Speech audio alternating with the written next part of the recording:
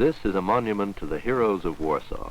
It is called the Warsaw Nike, a symbol of victory over the Nazi occupation, a symbol of the rebirth of the city of Warsaw.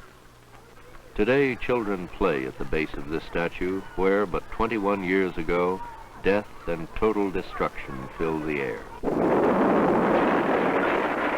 And all that has happened since has been under the shadow and the bitter memory of the war. In Warsaw today, the Palace of Culture, with the name of Joseph Stalin over the portal, is a heavy reminder of the post-war years when Poland was a Moscow-controlled Stalinist satellite.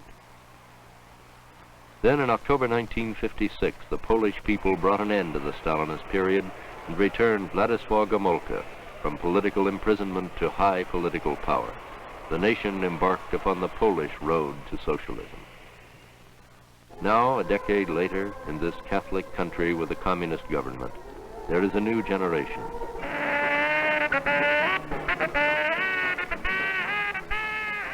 A generation born under communism, but with no direct memory of the war or of the bitter past. A generation more interested in the good, the personal life, than in the conscious building of the socialist state.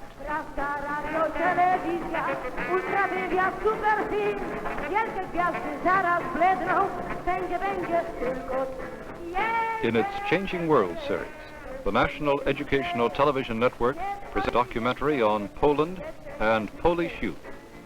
Poland, communism's new look.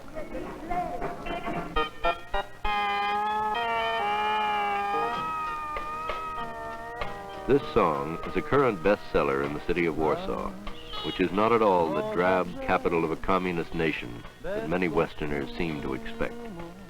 Life on the Warsaw streets is very much like that in any other large European city. The old aristocratic social graces are very much in evidence. Jeśli nie, to dlaczego chcesz zatrzymać prąd rzek, szum fal, twoje łzy, mój płacz? Żal nic tu nie pomoże, łzy twoje i mój płacz. Nikt nie uciszy morza, nie zatrzyma biegu fal. This is the 21st year of Poland's post-war independence. Years of recovery from the destruction of the war, years of revolution and the emergence of new political forms. And for the first time, there is a generation that knows no other world than Poland under communism.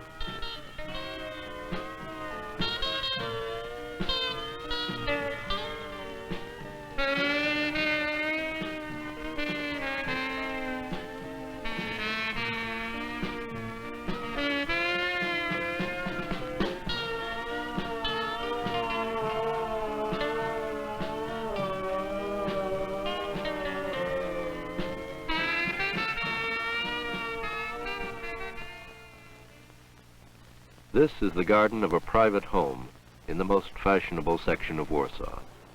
The man is Mieczysław Rakowski, a member of the Central Committee of the Communist or United Workers' Party, and editor of the weekly newspaper Polityka, the leading political journal in Poland. I think that everyone who tries to build a new society or who is involved in a revolutionary process, he thinks that he can do all, that all is possible. Then the next step is the practice. Very heavy, very difficult, you know.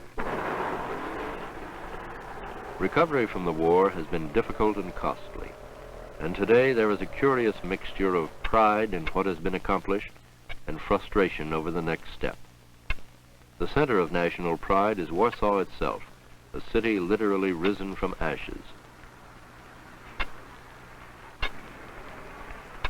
The new construction includes even the faithful restoration of the old town section of the city.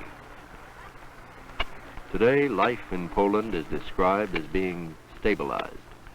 The society is, in a certain sense of the word, stabilized. And this is very nice that we are becoming more and more stabilized. But with it, this factor, the conditioning of all of our people, and especially of our young people, is also becoming different. This is the philosopher and party theoretician, Professor Adam Schaff. The meaning of stabilization in Poland is complex. No one wants a return to the pre-1956 Stalinist era. This means that both the government and the people are careful not to disturb the status quo. The people do not press demands on the government, and the government in turn does not require great sacrifices from the people. The concentration is on economic welfare. But at the same time, there has been a tightening of restrictions against expressions critical of the Gomulka government. In 1964, there was a formal protest against censorship signed by this man, Antoni Slamiński, and by 33 other Polish writers and intellectuals. The poet and translator Jerzy Sito describes how one form of censorship operates. But I don't think there is an important book, written which isn't published. These things operate differently, really. It's not the official censorship, the building where people sit and read the things, which makes certain things impossible, for publication. Is the internal sort of censorship, which dictated by the situation, more or less, and taken into account by everybody individually, which very often forbids writing of things, which couldn't be published. Another aspect of stabilization involves relations between the church and the state. Since 1956, there has been an accommodation between state, an accommodation that's for religious freedom and church silence on current political. Of Poland's 31 million people, over 90% are born Catholic. Religious instruction is available, and there is a national religious holiday in communist Poland, the Feast of Corpus Christi. Next year, Pope Paul is expected to visit Poland. Church attendance is high throughout the country, but it is also true that among the younger generation, there is a falling away from the church. This young man, Zbyszek Jołądziowski, is a graduate student of languages at the University of Warsaw. I was born as a Catholic. That means I was baptized, and I had religion classes in my primary school. What do you call it? First school. But then, since I began to think about it, the more I thought, the more I was out of it. There's one thing I should like to say. I make a very distinct differentiation between two things. That means the church and the religion. I don't have so many objections as to the religion. All my objections are against the church. That means, this whole circus which is going on in the church. That's my personal opinion. As much as I know, this is quite a common feeling about it, especially among young people here. Stefan Kisielewski, a member of the Sejm, the Polish Parliament, prominent Catholic writer and member of the editorial board of the Catholic newspaper The Popular Weekly, comments on the position of Catholics in a communist country.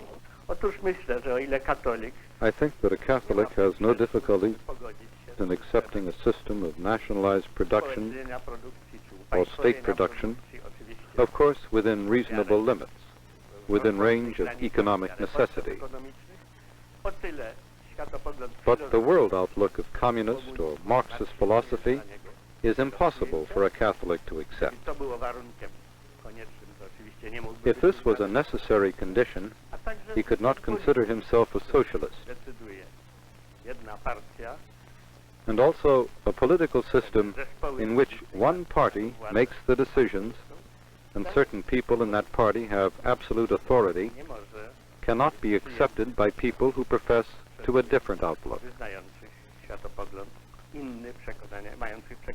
I still think that coexistence of people of different ideologies within one country, even when ruled by communists, is possible because of patriotism, because of common love of the fatherland, when it is based on reasonable compromises. But what kind of society, in terms of a basic standard of living, has the Polish experiment produced? In a city like Warsaw, one can read the general economic problems of the nation. The housing shortage is still acute. The new apartments are attractive, but tiny. And the pressure for housing is such that people literally are moved into new buildings before they are completed. The problem of an apartment is one of the most frequent topics of conversation. And I've heard that they will be able to supply me with an apartment flat if I work for them. The Warsaw is too hard to find a good flat. If you want to stay in Warsaw, or if you get a job in Warsaw after you are graduate, it is really difficult to get a flat. And that makes the situation that is one of the main problems when you begin normal life and you start working. Housing is relatively inexpensive, but food is not. An average family spends between 50 and 60% of its income for food. This Warsaw supermarket is not radically different on the outside from many markets in the United States, except for the tiny and unpaved parking lot. Food prices are set by the state and are uniform throughout the country, but one will also find free enterprise among individual peasants selling vegetables on the street. By Western standards, the inexpensive items are housing, education, and medical care.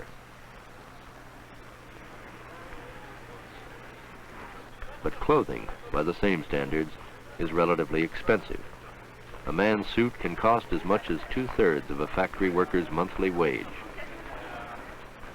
Privately owned shops selling Western goods flourish.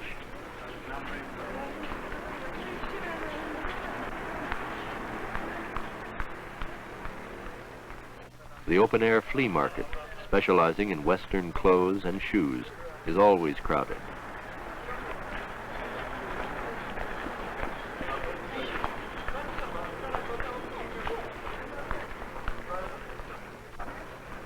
And the Podmostum, the used car market, is one of the most popular places on a Warsaw weekend.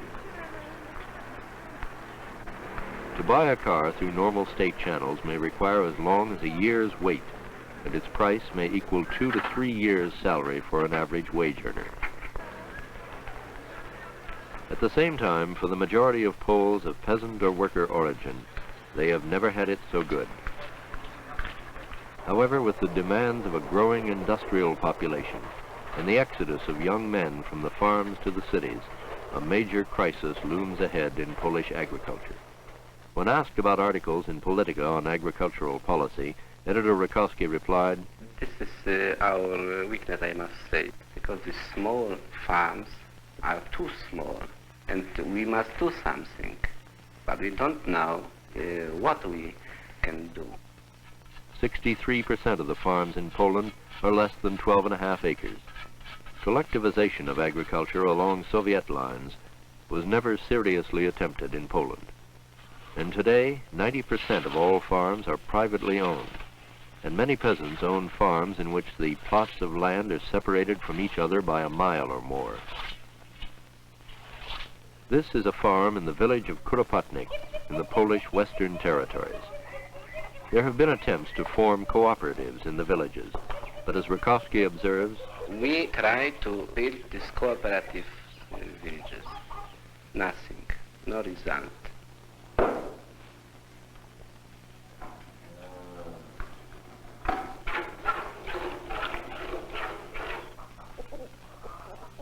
the Polish peasant is a strong-willed individual and is highly resistant to change. Government efforts to form large state farms have met with limited success, and the state farms account for only 10% of Polish agriculture. Obviously, there are no large landowners in the pre-war pattern, but the average Polish peasant is better off than the average industrial worker. In fact, due partially to a liberal state loan policy, they do very well.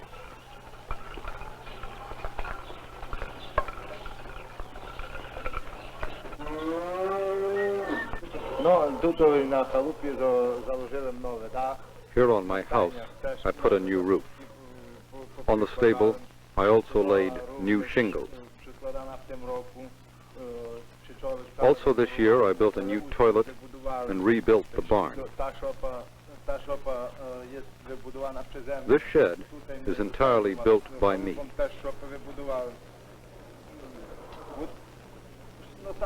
For the barn itself, I paid 18,000 zloty this year. The roof on the stable cost 5,000, and here 4,000 on the farmhouse. This is a serious sum of money. Frequently, the only mechanization on a Polish farm is the son's motorcycle.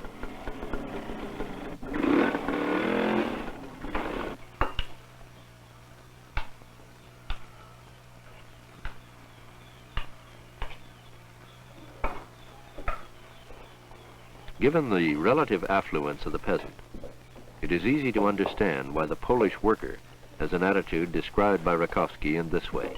The worker, the answer is why I must help the peasant. Why they live better than I? Again, not only an economic problem, but also a political problem. The Leszczynski family came from the former eastern section of Poland, which is now a part of the Soviet Union. They, along with several million others, were moved into what is called the Polish Western Territories, an area made up of former German provinces. And it is only within the past several years that they have come to believe that their new home is permanent, that it will not be returned to Germany.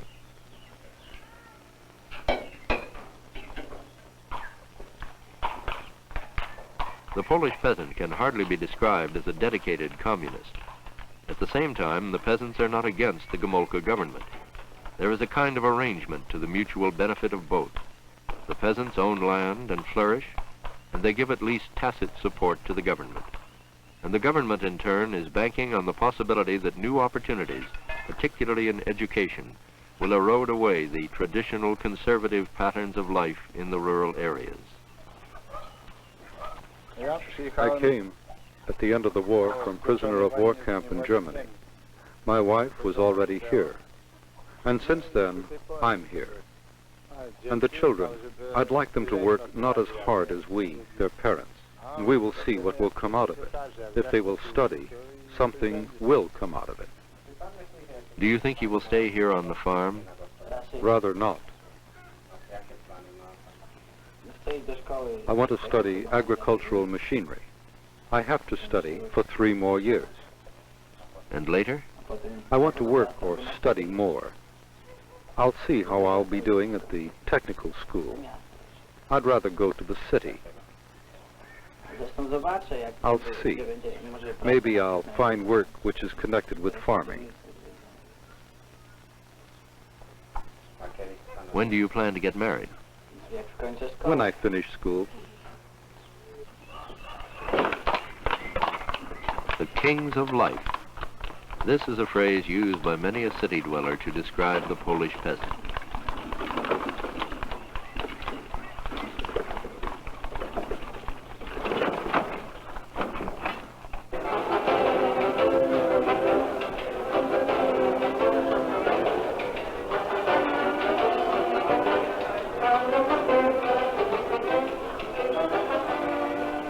Under a picture of Gomulka, the first secretary of the United Workers' Party and the strong man of the Polish government, a band from the local sugar beet factory plays at a village dance organized by the ZMW, or Young Peasants Association.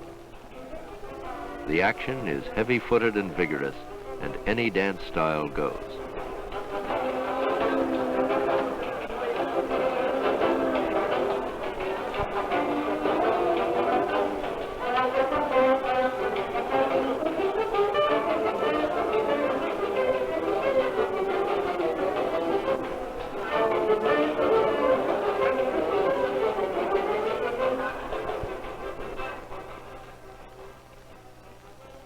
And on a Sunday morning in the village of Kuropatnik in Catholic Poland, everybody goes to church.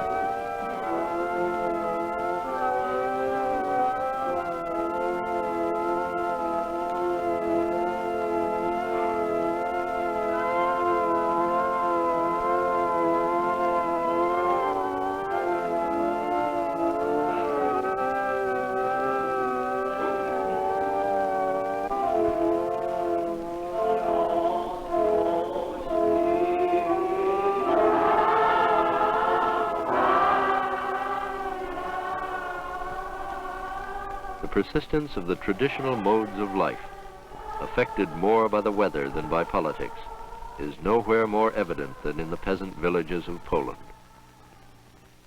In the ancient city of Krakow, which, unlike Warsaw, escaped destruction during the war, the noon trumpet is still sounded from the tower of St. Mary's Church. Today, however, the trumpeter is a member of the fire department. Home of the Jagiellonian University, one of the oldest in Europe, Krakow is also the site of a massive steel mill built during the Stalinist period in Poland, Huta Imlenina, the Lenin foundry. The early days of Nowa Huta, literally new foundry, were chaotic. The task of transforming unskilled and undisciplined peasants brought from all parts of Poland to work at building and operating the foundry was accompanied by all the turmoil and troubles of the rawest frontier town. The steel mill was built with Russian money, machinery, and technical supervision. Today, 15 years after the beginning of construction, this is the largest steel mill in Poland. And the town of Nowa Huta, which began as a kind of labor camp, now has more than 100,000 inhabitants. Janusz Włocki, who works at one of the open hearth furnaces, is representative of the new breed of young industrial worker in Poland. Raised in the factory town of Nowa Huta, he attended vocational school and began work at the foundry. After 2 years of army service, he returned to work and also began studies in metallurgy at the factory evening school. His shift begins at 6 a.m. and is over at 2.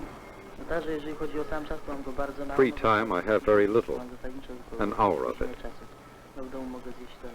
I get home from work, change, have dinner, go to my lectures, and return home at 7, 8, or 9. I have lectures 5 days a week, and usually more, so that really my only free day is Sunday. Nowa Huta operates on 3 shifts around the clock.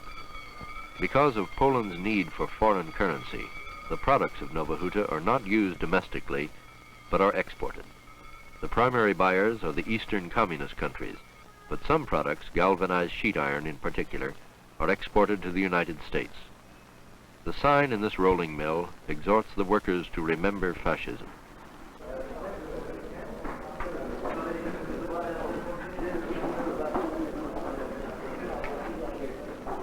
The workers at Nowa Huta represent the country's future hopes for an industrialized Poland. But the shift from an agricultural to an industrial agricultural economy is not without its problems, as Rakowski notes.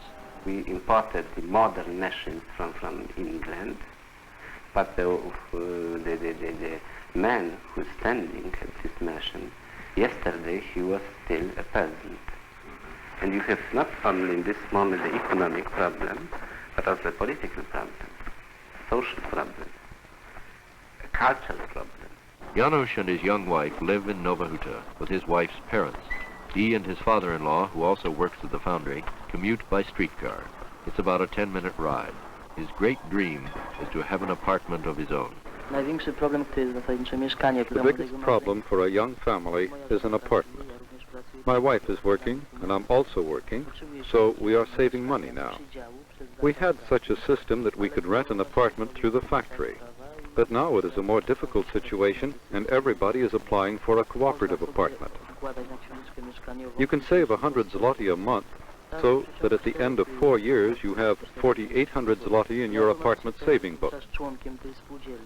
I'm a member of this cooperative because then at the end of 4 years the state gives a grant of an additional 50% of the amount of savings. This applies as a down payment on an apartment, and I pay the balance for 20 to 25 years. The payments amount to 50 or 100 zloty a month more than the rent in state-owned apartments. If I had to choose, I would stay in my present circumstances. I have already my chosen work. Now I only need to study theory. Had I studied at the university, I would have had to look around and choose my work then.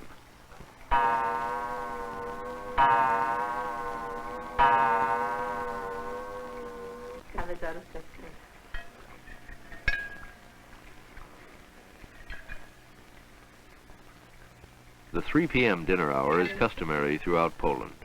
Equally customary are crowded living conditions. This is the largest room in a flat consisting of 2 rooms, plus a small kitchen and bathroom. 20 years ago, almost 70% of Poland's population lived in rural areas. Today, the population is almost equally divided between rural and urban areas. This family, whose new way of life is in sharp contrast with their peasant background, is illustrative of one of the major social and cultural changes going on in Poland today.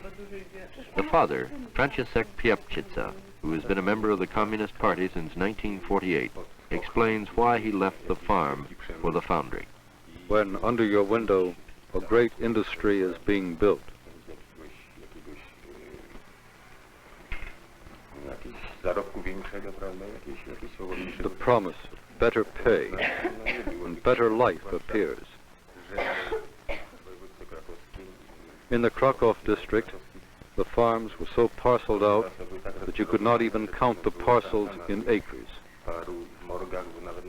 It is very difficult to support a family on a little plot. What can I say? When the family was a big one, some stayed on the farm, and the rest spread out to look for work because they had no future. What could the rest do when there was not even enough land for one? How is it that you have a religious picture being a party official? I can answer that. What does a husband have to do with it? I'm a Catholic. I don't belong to the party. The picture is mine. My husband has his party, but here there is no party. It does not disturb me at all. I have my own point of view. The picture is only a dead object which looks over the marriage. It's not unusual for parents to have to provide room in their apartment when one of their children marries. When their daughter married, the smaller of the 2 rooms was turned over to Vladislava and her husband Janusz. It's here that Janusz studies, and if there was ever an incentive to good housekeeping, it can be found in the fact that when the bed is made up, there is little room for anything else.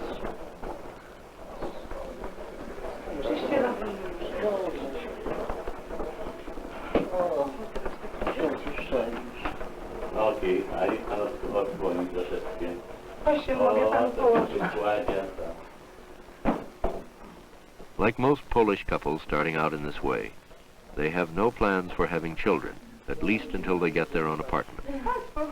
This generally prevailing attitude is reflected in Poland's declining birth rate, which today is only a little more than half of what it was 15 years ago.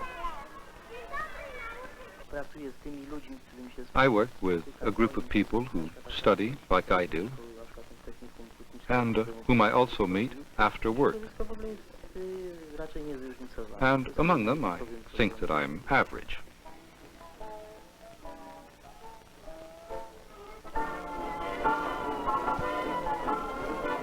Life as lived by Janusz, his wife, and their friends can be described as a life of careful, responsible conformity.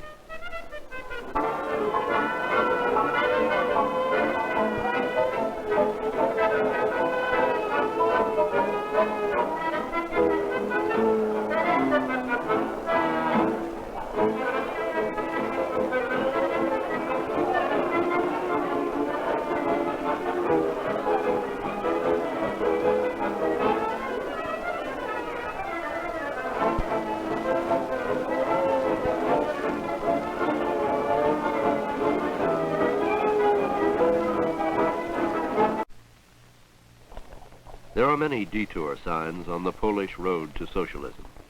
With respect to the peasants, the government's policy has been a cautious one designed not to kindle resistance. Hence, the problem of small farms which are not adaptable to mechanized farming methods remains. In turn, the urban population is beginning to demand a greater share of the economic wealth of the country.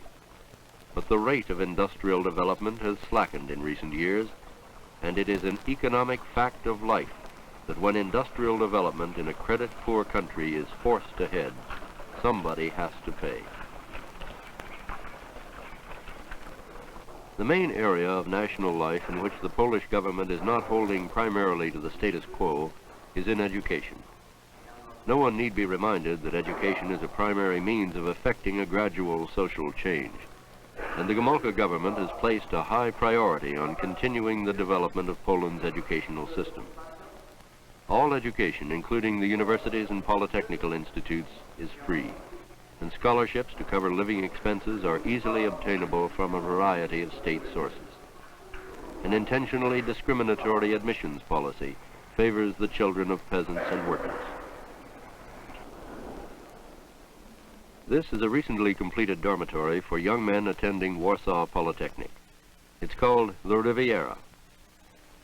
The state investment in education in Poland is very heavy. Through the state-supported Polish Students Association, cultural activities, student clubs, travel, and vacations are available to students at minimal cost. This vast complex of services touches practically every aspect of a student's life. Information of events outside Poland is readily available to students, as Julian Bistionowski, head of tourism for the Warsaw University section of the Polish Students Association, observes. We can get a lot of information. We can buy Western, American, English, French magazine, newspapers here in Poland. There's quite a lot of publications, and at least part of them are really objective and good.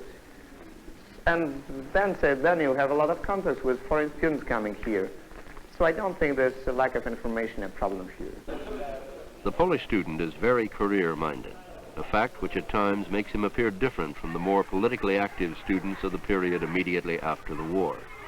However, Julian Bistionowski argues, I don't think that the people, let's say young people now and the young people 15, 20 years ago are different. Different are conditions. And certainly when we had war, or we had first years after the war, this rebuilding, still fighting against the reactionary background, underground and so on, that involved some other feelings of these young people of that time than ours. And certainly in the normal situation we are now, more stabilized, just normal peaceful conditions. however, if you're the son or daughter of a government official or a highly placed professional, stabilization can take on a very special meaning, as it has for these two young and privileged people. Poland. It does depend upon money. Well, it doesn't depend upon money, yes, of course, but it But depends. money is connected with Connected it, with yeah. it, but it depends on the position, just not connected with the money. It depends of position by which we mean possibilities Yeah. of ours.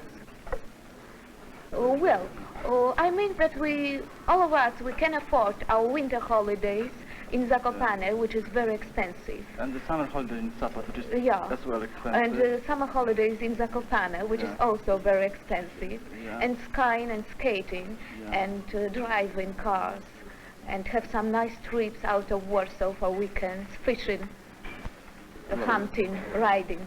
We've got much easier to studying and we are living in much easier times, I would say, than during Well, the war. but still, from the psychological point of view, there are some cases in which a boy or girl from our generation tells to his or her father, you were a hero. Yeah, and It was and what much am I? easier for you. And what am I? What I am to do? Yeah. I only have a job. But a job and the material advantages that go with it are precisely what most university students and other Poles of the generation now coming into maturity want. Recently, this obvious interest in the personal life and a career has brought forth some criticism both inside and outside of Poland. Criticism to the effect that Polish youth are becoming disinterested in anything other than the personal life. However, Professor Schaff does not agree with this criticism. There is a sort of mythology concerning the young generation, not only in my country, but everywhere. People answer these questions normally in such a way the young people are not engaged, they are not ideological, they are pragmatic, they are realistic in a certain understanding of this world, and I don't agree with it. It is not true at all. However, the poet Jerzy Sito observes, the important thing is, and I think it's the thing that matters greatly to Poland at the moment, that the radicalism, the natural radicalism of the young people was channeled. And the really important thing about radicalism is that it can only survive if it's left free, more or less, if these people are left to choose their own devices, their own aims, and their own spheres of activity. Now that thing was certainly denied to these people. It's institutionalized, it's channeled, people are trying to make it into a useful social force, that natural tendency existing in every young human being. And of course it doesn't help the situation.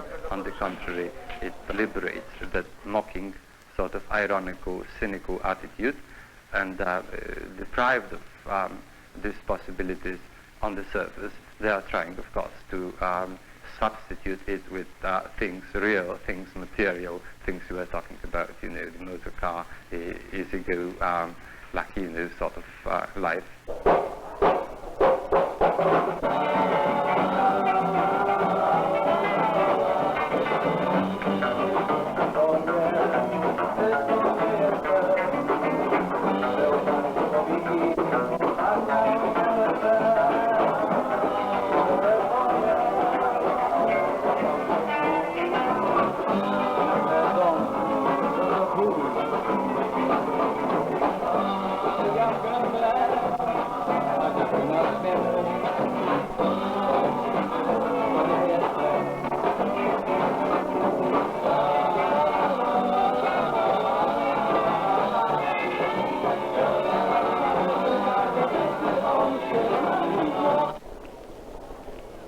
I have so many activities.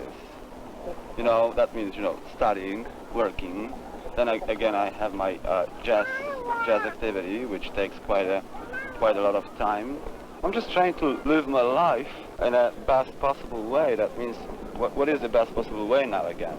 I don't know. I never really thought about it very much. I think that you know, personal career is one of the most important things, which doesn't really mean only in financial terms, mind you. This is also, you know, the self-satisfaction that you get out of it. Just, you know, kind of work that makes you feel happy, and at the same time you can earn your money on it to make your living. Zbigniew Cybulski is a Polish film actor of international fame. Well, a man who is not searching is a dead man. The most beautiful feature of a man, I believe, is searching. A man is seeking himself. The search is a function of the truth. One must search. The dark glasses are Cybulski's trademark. He is perhaps best known for his role in the prize-winning film Ashes and Diamonds. This is a scene from one of several Polish feature films currently in production.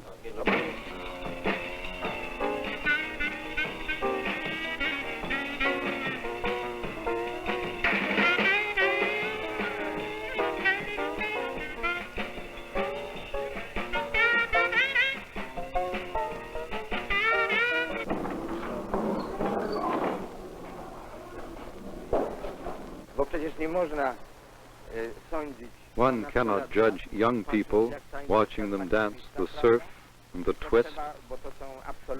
True, these are only external manifestations. One has to search inside them, in those moments when they open themselves. In Poland, there is a strong movement of these student theaters, which, for me, in a sense, are stages of thought. This is an excerpt from a mime performance by the Wrocław Student Mime Theater. The story, which evokes memories of the war as well as being a commentary about one aspect of the nature of man, involves a group of children who see a man executed and who then proceed in imitation to hang the weakest member of their own group.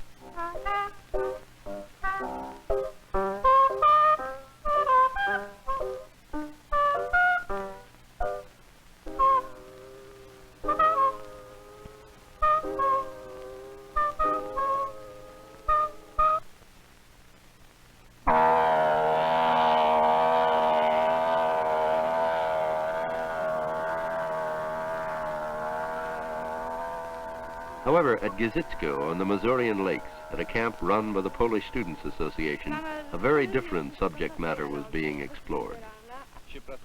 One works to live. To live, one needs money. And an additional matter is the development of your personality. I don't think that one can help being interested in it, but about this, one does not talk, because it is an internal problem. Everybody has his own personal plans. I simply want some kind of satisfaction from what I'm doing. But what can I say? For the scientific career, the material career simply improves.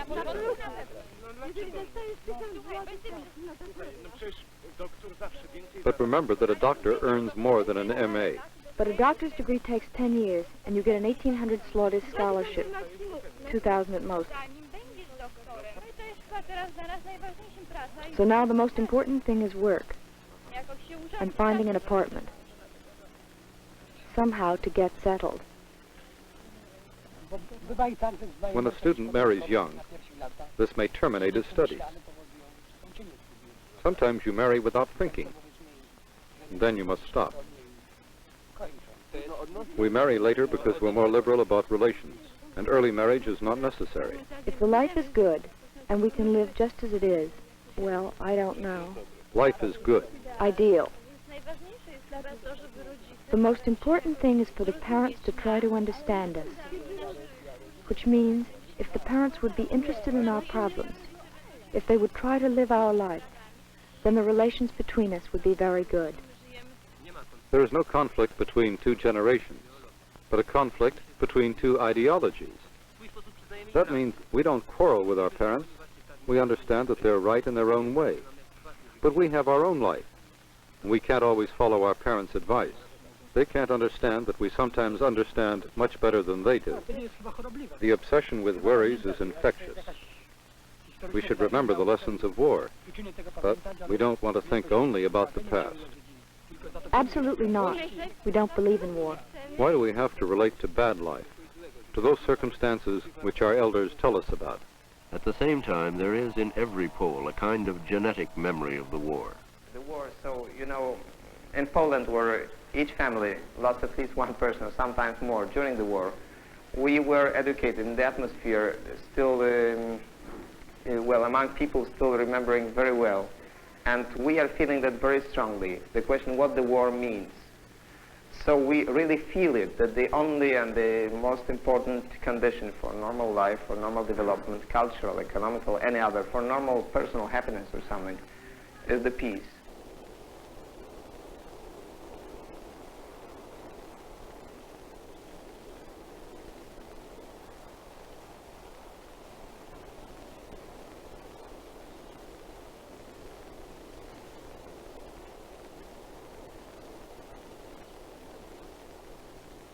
A thing like Auschwitz should never be forgotten, and more often you come here, you see more, and the more you understand.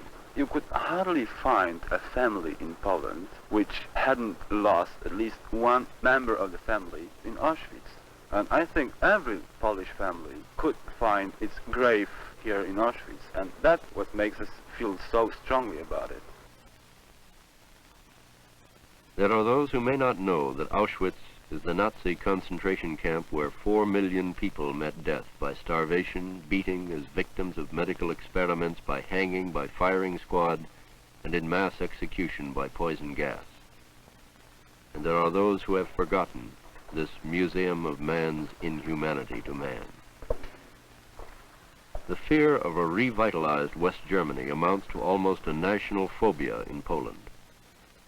This Warsaw engineering student was asked if he felt more threatened by the United States than by Germany. I'm astounded. You know, I don't understand why I should be afraid of the United States. We have never waged any war with the United States, so we shouldn't be afraid, I think. You know, there are some political, you know, differences between our system and yours, but I don't think it's, you know, it should be the war between our countries.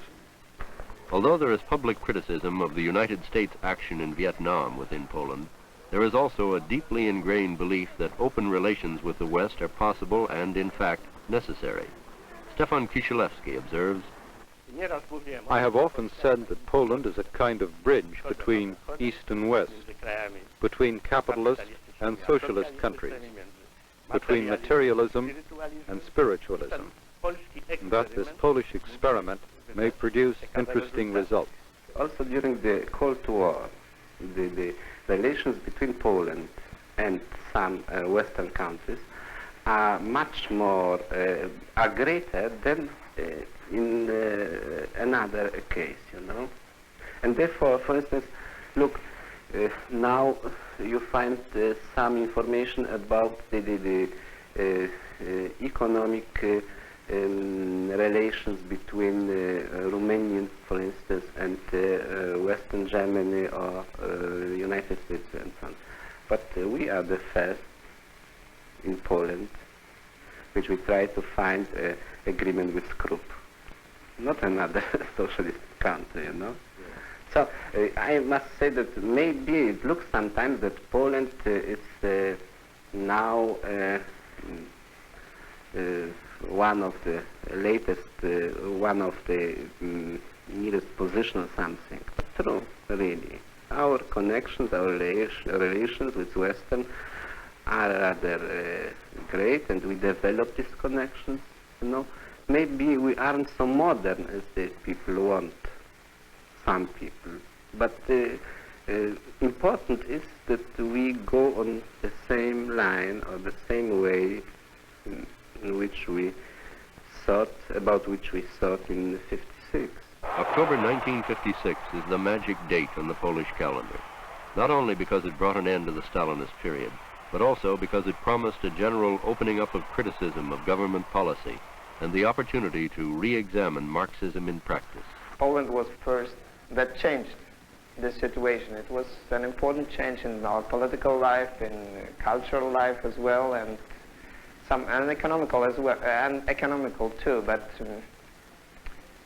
well, it would be really too difficult to just say in a few words. Well, I think we became more free. We got more contacts with the Western, with the world culture, and we got more involved into international policy. And as a result, as the students, we get more interested in these things. The intellectual leader of the 1956 revolt against Stalinism was philosophy professor Leszek Kolakowski of the University of Warsaw. His articles, which fired the imagination of the students, were published in the magazine Po prostu. Po prostu was a student paper, which was, I think, organized in '50s. And then before the '56, before October, they are on the first line in a fight against Stalinism.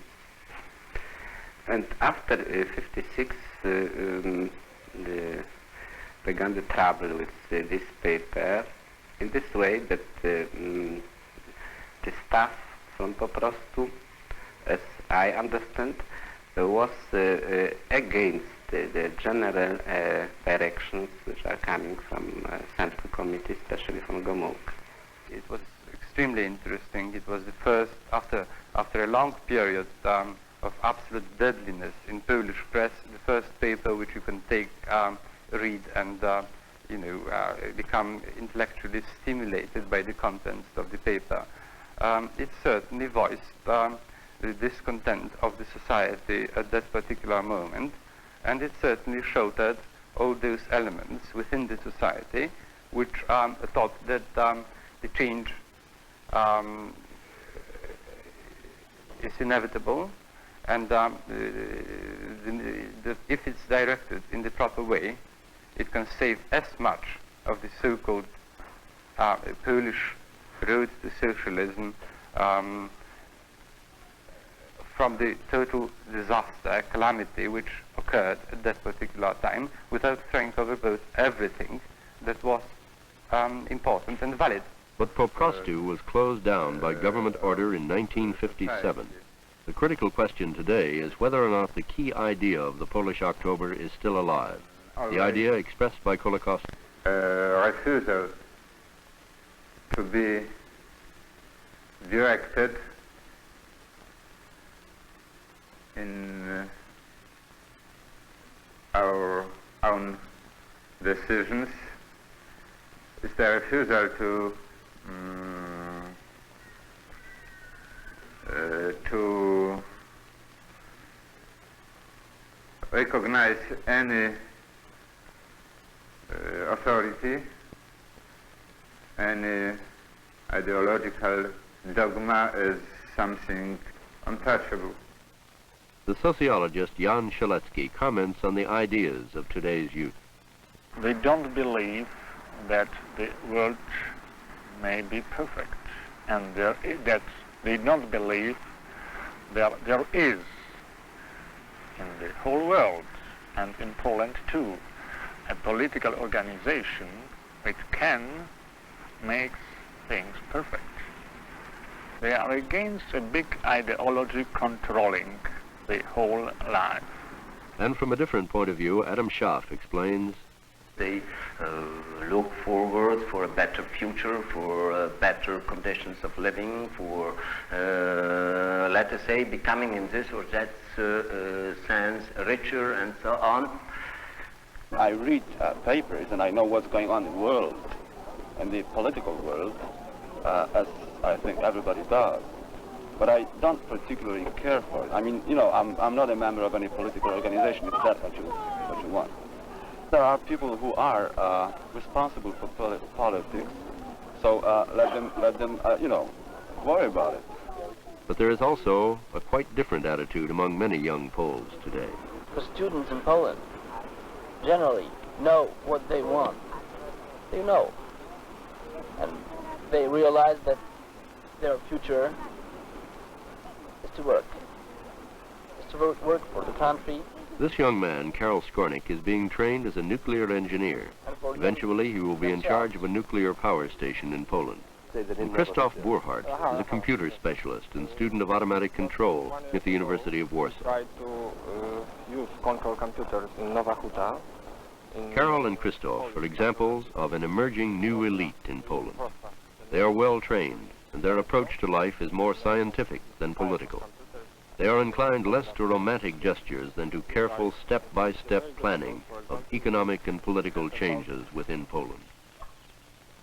And a man like Rakowski, a member of the establishment, but with a keen understanding of youth, is aware of the changes to come.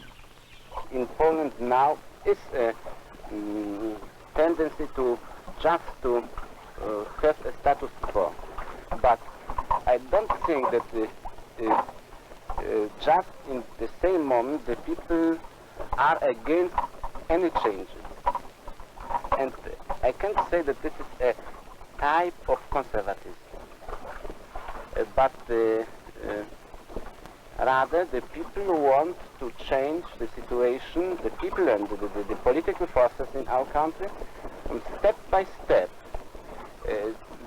just with such a problem, to be careful, because all costs. I think that we have a lot of this dynamic energy among the people, especially among the young generation, but there are of course more technicians and politicians, but this is good for us, because this is our future.